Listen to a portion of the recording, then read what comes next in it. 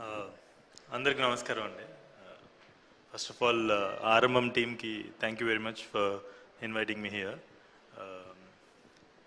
ఇది ఈ ఆరంభం అనే ఫిల్మ్ నా లైఫ్లో చాలా ఆరంభాలతో ముడిపడి ఉంది. నేను ఇక్కడికి వచ్చిన తర్వాత ఒక్కొక్కరిని చూస్తుంటే అన్నీ గుర్తొస్తూ ఉన్నాయన్నమాట. దర్శకత్వం అంటే డైరెక్టర్గా నేను ఆరంభించింది కేర్ ఆఫ్ కంచరపాలెంతో. అండ్ దాంట్లో అత్యంత మోస్ట్ లవ్డ్ క్యారెక్టర్ గడ్డం. ఏ ఊరు వెళ్ళినా ఎక్కడికి వెళ్ళినా గడ్డం క్యారెక్టర్ గురించి ఆయన ఏమయ్యారు, ఎక్కడున్నారు అని అడుగుతూ నేను ఆయన ఆయన అంటే నాకు చాలా ఇష్టం, ఆయన యాక్టింగ్ అంటే చాలా ఇష్టం అని చెప్పేసి అడుగుతుండేవాళ్ళు. మధ్యలో మిస్ అయిపోయాడు ఆయన. 5 years 6 years ఆల్మోస్ట్ 6 years తర్వాత మళ్ళీ ఆరంభంతో వస్తున్నాడు, పునరారంభిస్తున్నాడు తన జర్నీని. అండ్ ఈ ఫిలిం మ్యూజిక్ డైరెక్టర్ శ్రీంజిత్, నేను అంటే ప్రొడ్యూసర్గా ఒక స్వర్ణ అని ఒక షార్ట్ ఫిలిం చేశాను. దాంతో ఆరంభించాను, పేరు ప్రొడ్యూసర్గా పడటం. సో దానికి తను మ్యూజిక్ చేయడం, మ్యూజిక్ డైరెక్టర్గా అది తన ఆరంభం. సో మ్యూజిక్ డైరెక్టర్గా. అండ్ దెన్ నా production house Mahayana motion pictures ఆరంభించిన మొదటి సినిమా ఉమామహేశ్వర ఉగ్ర రూపస్యలో విలన్గా చేసినటువంటి రవీంద్ర విజయ్. ఒక పక్క గడ్డం అండ్ రెండో పక్క జోగ్నాథ్ని చూస్తుంటే నాకు like I was really happy అక్కడ కూర్చుని. అండ్ దెన్ శివాని, రీసెంట్గా వన్ ఆఫ్ ద ప్రొడ్యూసర్స్గా వ్యవహరించిన అంబాజీపేట మ్యారేజ్ బ్యాండ్లో హీరోయిన్గా శివాని, అది తన ఆరంభం హీరోయిన్గా. అండ్ ప్రభావతి గారు, అదే సినిమాలో ప్రభావతి గారు మదర్గా చేశారు సుహాస్కి. అంటే ప్రభావతి గారి గురించి నేను ఆమె గురించి వాకప్ చేయటం ఆరంభించింది అంబాజీపేట మ్యారేజ్ బ్యాండ్తో కాదు, దానికన్నా ముందు ఎప్పటి నుంచో. ఆవిడ ఎంత గొప్ప నటి అనేది ఒకసారి మీరు కనుక నాటక రంగంలో ఉన్న వాళ్ళని కనుక కనుక్కుంటే, సురభి ప్రభావతి అని ఎవరినైనా కనుక్కుంటే వాళ్ళు చెప్తారు ఆమె గురించి, ఆమె ప్రతిభ గురించి. ఒక గొప్ప నటి.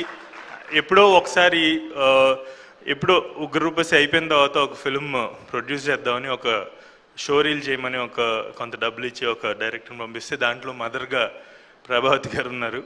సో అప్పటి నుంచి తెలుసాము. అప్పటి నుంచి ఎవరు ఈవిడ ఇంత అంటే అంత లైవ్లీ మదర్. తెలుగు సినిమాల్లో మనం చాలా మదర్ క్యారెక్టర్స్ చూస్తాం, మీరు చేసే పాత్రలు ఇంకా రూట్ అయిపోతాయి అంతే. మీరు రాబోయే తరానికి తెలుగు మదర్ అమ్మ మీరు. అలాగే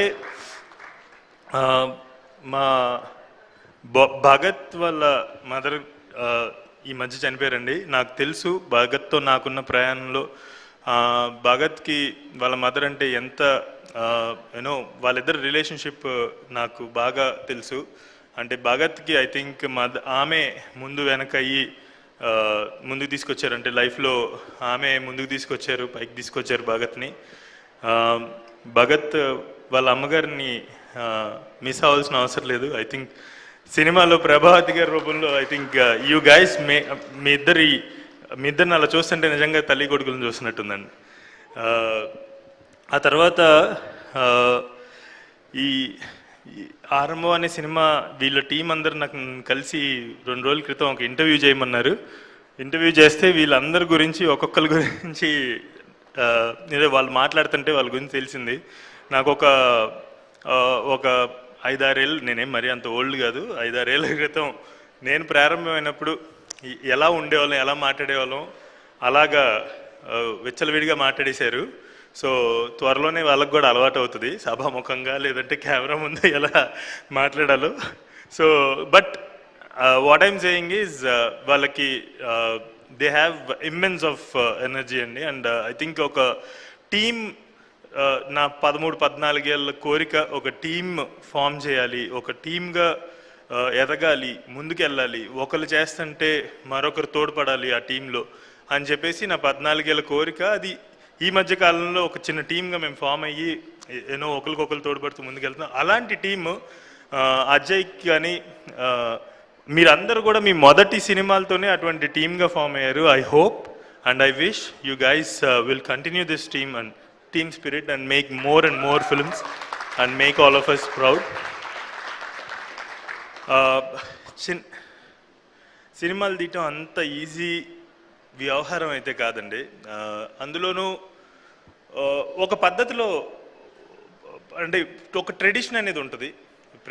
ప్రతి పరిశ్రమకి ప్రతి పరిశ్రమలోనూ ఒక ట్రెడిషన్లో వెళ్తుంటుంది, ప్రతి పరిశ్రమ నడుస్తుంటుంది.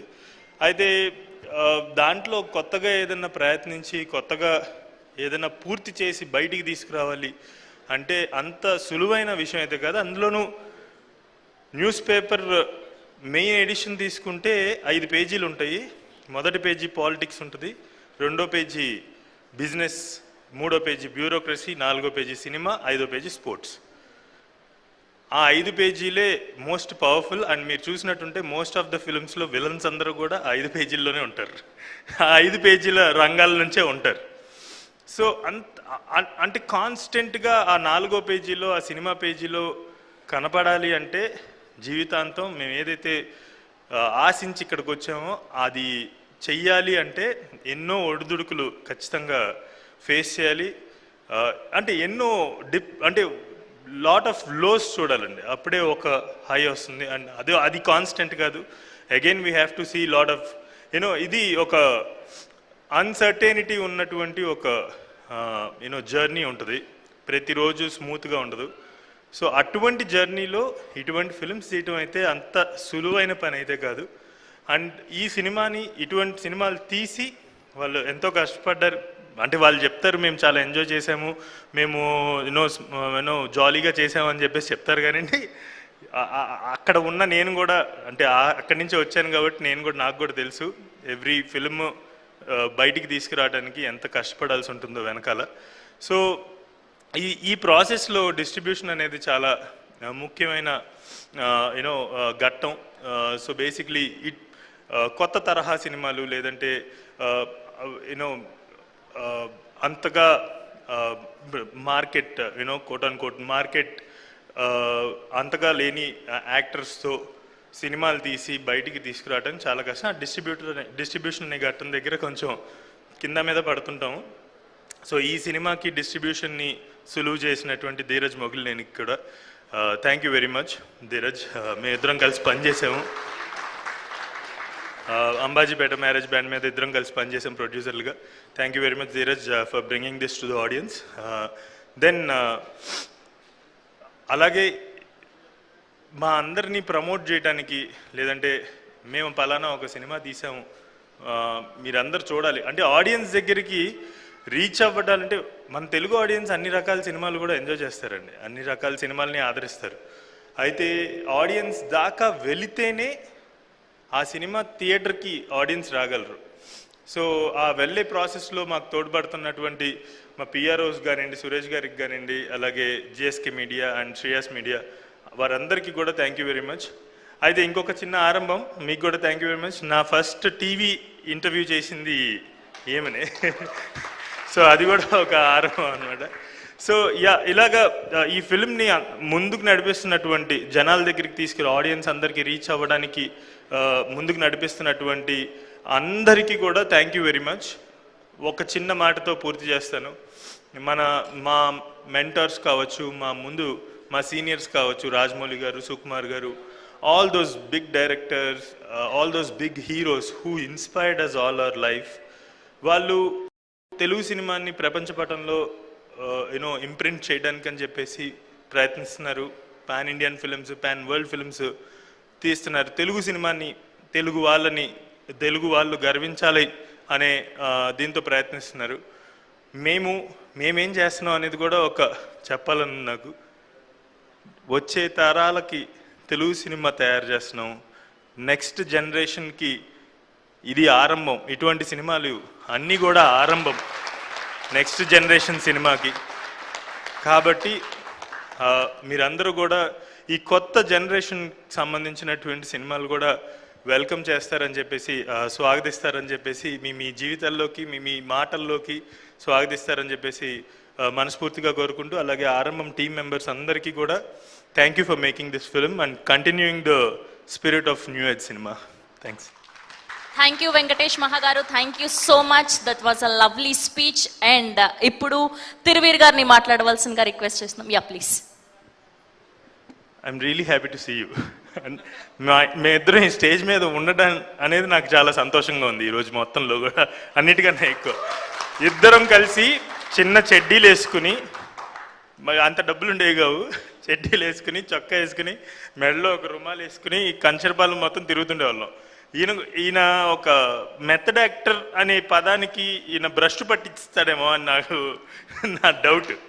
అంటే భ్రష్టు పట్టించడం అంటే not in a negative way, positive వేలో అని చెప్తున్నా. ఎందుకంటే ఈయన నల్లపడాలి, కొంచెం బాగా తెల్లగా ఉంటాడు ఆయన,